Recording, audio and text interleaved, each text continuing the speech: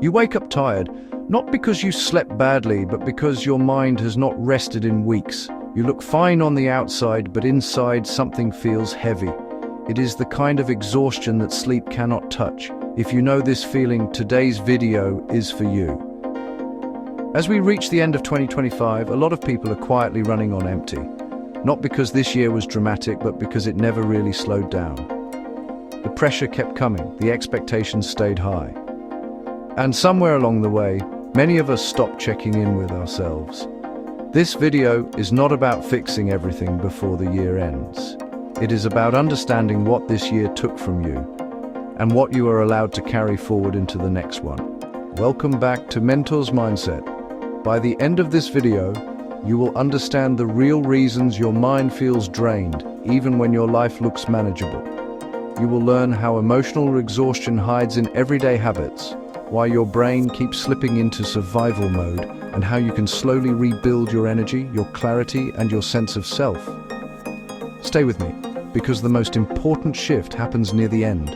Let's start with something we rarely talk about. Emotional exhaustion is not caused by a single dramatic event.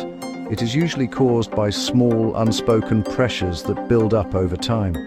Maybe you feel responsible for everyone around you. Maybe you carry guilt when you say no. Maybe you live on autopilot, rushing through tasks without ever checking how you feel.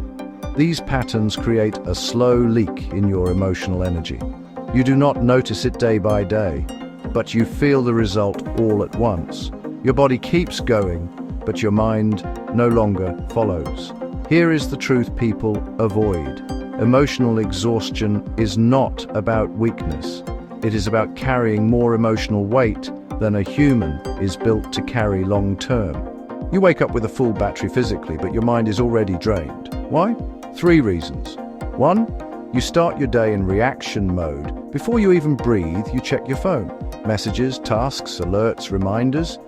Your nervous system is activated before your feet touch the floor. You have not chosen your emotional state. It has already been chosen for you. 2, you are living with unprocessed emotions. Emotions that are not felt do not disappear.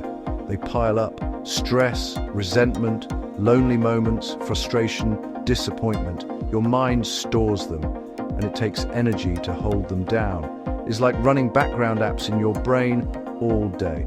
3, you perform more than you connect. Your day revolves around being productive rather than being present. You play roles instead of expressing yourself. When you live this way for too long, you become emotionally separate from your own life.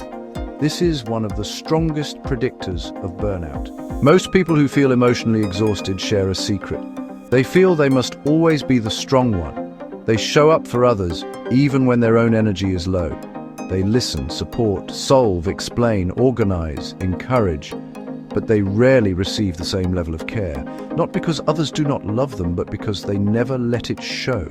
They are the dependable one, the reliable one, the one who keeps everything together, and the world quietly takes advantage of that reliability. Living as the strong one sounds admirable, but it has a cost. When you never give yourself permission to struggle, you slowly lose the ability to rest. Another hidden source of emotional exhaustion is people-pleasing. You say yes when you want to say no. You avoid disappointing others. You fear being misunderstood. You shape your behavior to keep the peace. In psychology, this is called fawning. It is a survival strategy created in childhood or early life, where pleasing others feels safer than expressing your real needs. But here is the problem. Every yes you offer, without meaning, it drains your emotional battery. Every time you silence yourself, you pull further away from your identity. This creates a loop. You feel tired, so you people please. You people please, so you feel even more tired. It is not your personality. It is a learned survival habit. If any part of this is speaking to you, stay with me. The next sections break down how emotional exhaustion rewires your thinking and what you can do to reverse it. These tools can shift your entire day. Emotional exhaustion is not just a feeling, it is a physiological state. Your nervous system becomes stuck between high alert and shutdown. You might notice trouble concentrating, overthinking, feeling numb or disconnected, trouble making decisions, irritation for no reason. a sense that you want to disappear for a while. This happens because the brain is prioritizing survival over clarity.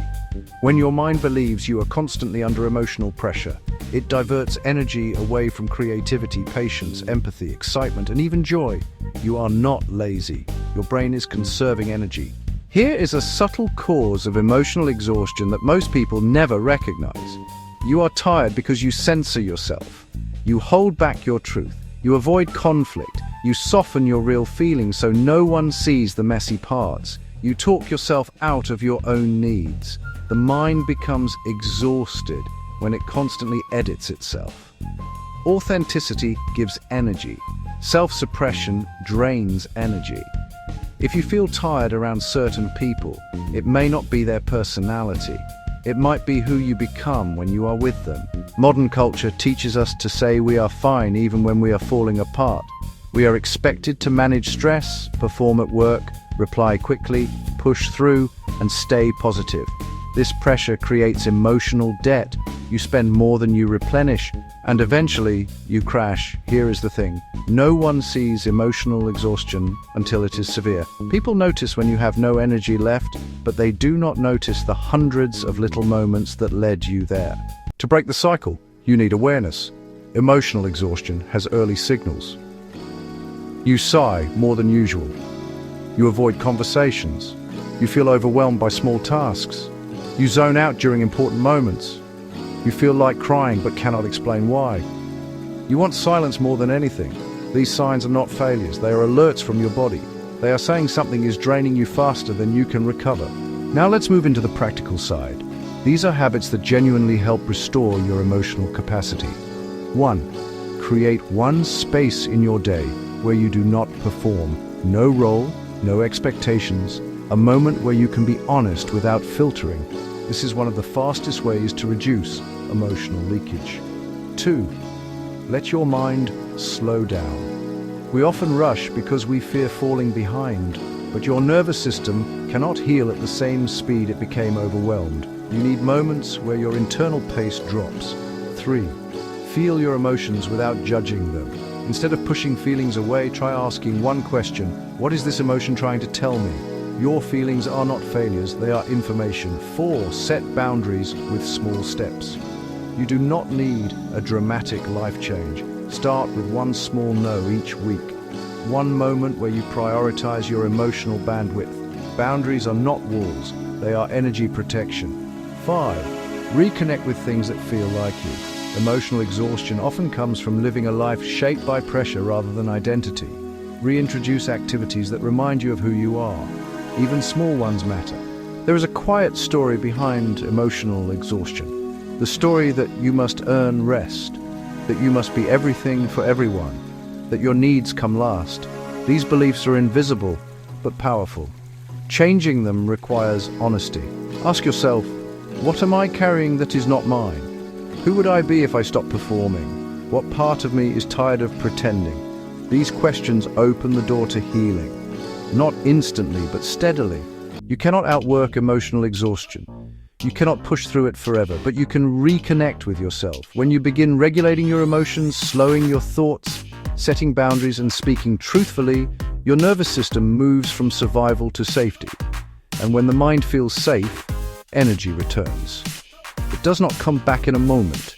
It comes back in small pieces. A clearer morning, an easier conversation, a feeling of presence you forgot you could feel. If you feel emotionally exhausted, it is not because you are weak. It is because you have been carrying more than any person should carry alone. You do not need to break your life apart to feel better. You only need to start taking yourself seriously again. Your mind is not asking for perfection.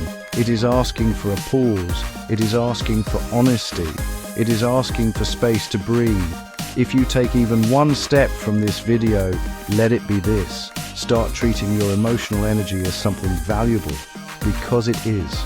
And once you begin protecting it, your strength, clarity and peace will return. You are not supposed to feel this tired forever. You can rebuild, you can heal, and you can come back to yourself. As we step out of 2025 and move toward 2026, remember this: you do not need to carry everything with you. Some things are meant to be set down, some expectations can stay behind, some pressure does not deserve another year of your energy. We will be back next year with more conversations like this, slower, more honest, more grounded. Until then, take care of your emotional energy. It matters more than you think.